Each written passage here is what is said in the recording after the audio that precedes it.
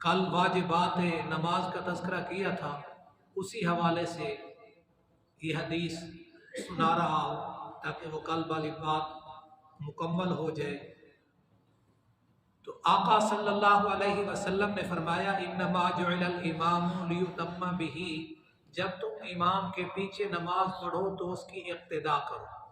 اذا کبر فکبروا، جب وہ تکبیر کہے اللہ اکبر کہے تو تم بھی اللہ اکبر کہو۔ وَإِذَا رَكَعَ فَارْكَعُوا، اور جب وہ رکوع کرے تو تم بھی رکوع کرو۔ وَإِذَا قَالَ سَمِعَ اللَّهُ لِمَنْ حَمِدَهُ، جب امام سمع اللہ لمن حمدہ کہے فَقُولُوا رَبَّنَا لَكَ الْحَمْدُ، تم جو ہے ربنا لَكَ الْحَمْدُ کہو۔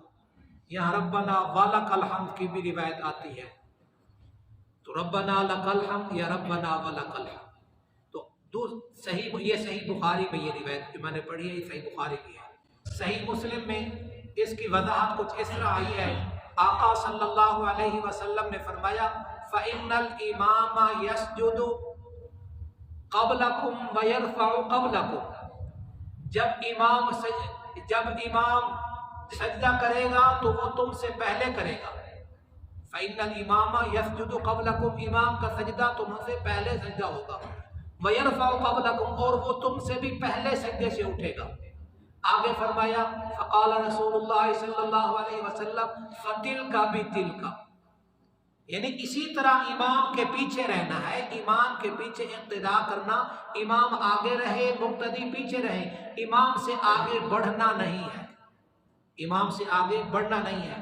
ایک اور حدیث میں صحیح مسلم کی حدیث میں ایک اور روایت بھی آتی ہے اذا قال غیر المغضوب علیہم ولا الضالین فقولوا آمین، جب امام غیر المغضوب علیہم کہے تو مقتدی اس وقت کیا کہیں فقولوا آمین۔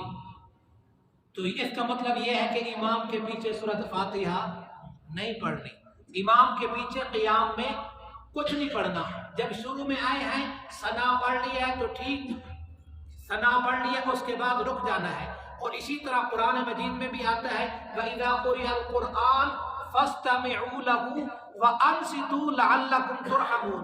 مفسرین نے اس آیت کے پیش نظر علامہ آلوسی رحمۃ اللہ علیہ لکھا ہے اذا کبر فکبروا واذا قرأ فانصتوا، جب امام تکبیر کہے تو تم بھی تکبیر کہو، جب امام قرات کرے تو تم خاموش رہو۔ تو یہ امام کی اقتداء، امام کے پیچھے رہنا، یہ واجبات میں سے ہے، امام سے آگے نہیں نکلنا۔ دعا ہے اللہ تعالی ہمیں خشوع و خضوع والی نماز نصیب فرمائے۔